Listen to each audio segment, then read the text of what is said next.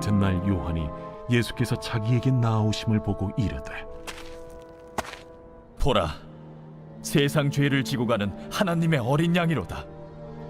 내가 전에 말하기를 내 뒤에 오는 사람이 있는데 나보다 앞선 것은 그가 나보다 먼저 계심이라 한 것이 이 사람을 가리킴이라. 나도 그를 알지 못하였으나 내가 와서 물로 세례를 베푸는 것은 그를 이스라엘에 나타내려 함이라. 내가 보매 성령이 비둘기같이 하늘로부터 내려와서 그의 위에 머물렀더라. 나도 그를 알지 못하였으나 나를 보내어 물로 세례를 베풀라 하신 그이가 나에게 말씀하시되, 성령이 내려서 누구 위에든지 머무는 것을 보거든 그가 곧 성령으로 세례를 베푸는 이인 줄 알라 하셨기에 내가 보고 그가 하나님의 아들이심을 증언하였노라.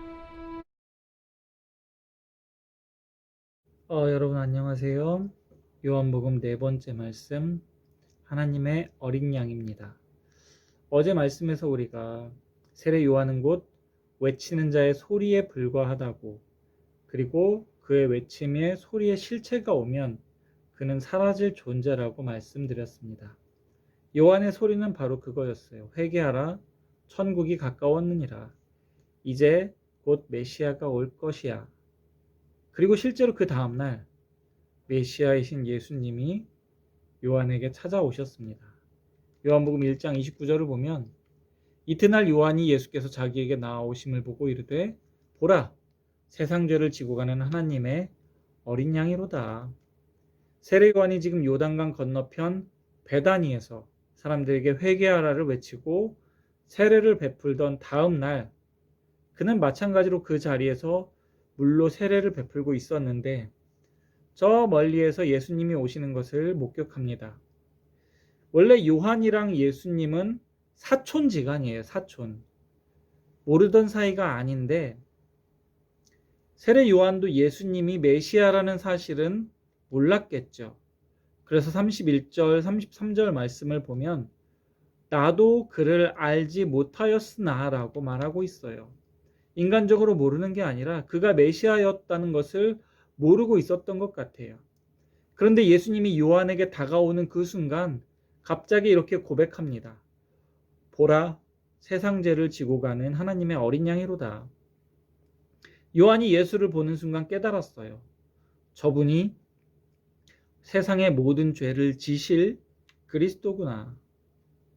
우리가 그저께 말씀에도 보았듯이 이제 우리가 죄사함을 받기 위해 더 이상 제사를 드리는 그 수고를 하지 않아도 되는 이유는 모든 인류의 죄, 곧 과거로부터 현재, 그리고 미래에 짓게 될, 예수님이 오실 그날까지 세상의 모든 인간이 범하게 될 모든 죄를 예수님이 다 지시고 십자가에 못 박히셨기 때문에, 그분이 희생제물이 되셨기 때문에, 오직 우리가 그분을 믿음으로 말미암아 하나님은 우리를 죄 없는 자로 여겨주시기 때문에 더 이상 우리가 희생제물을 드리지 않아도 되는 것입니다. 세례 요한이 지금 그것을 알았기 때문에 이 고백을 하는 거예요.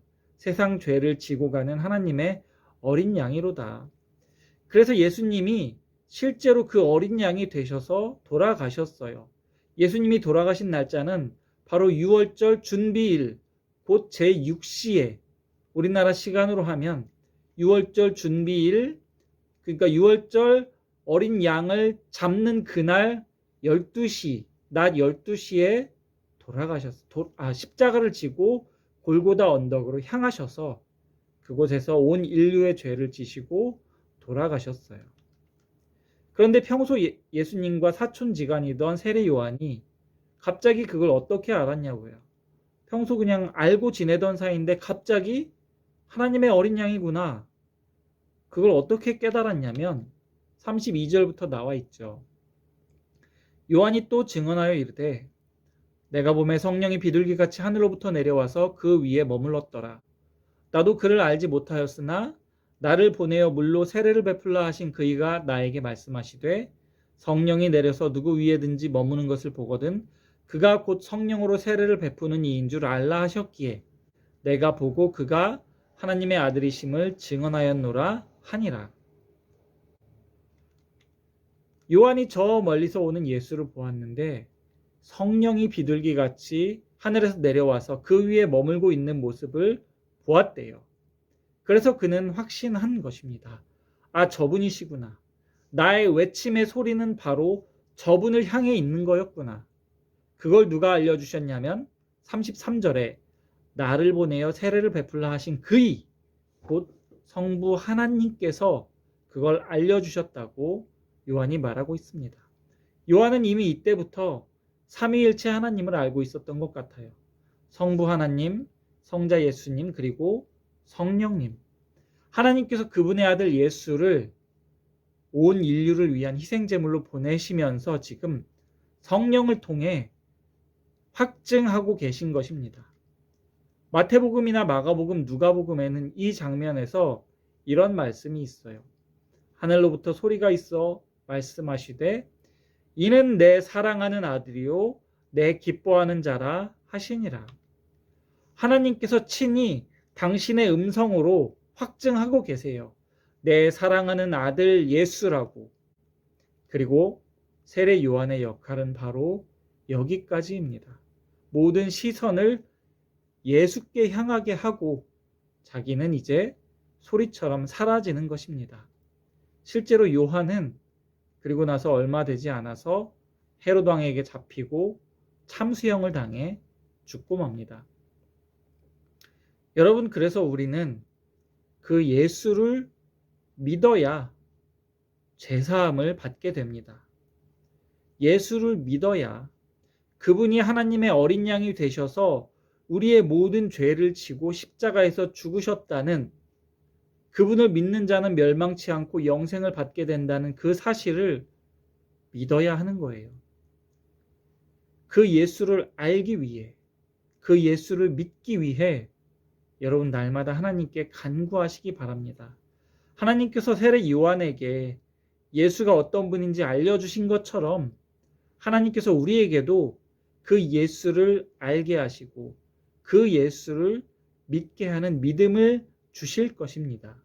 여러분, 예수를 아는 지혜와 지식은 세상 어떤 지식과도 비교할 수 없을 만큼 소중하고 중요한 거예요.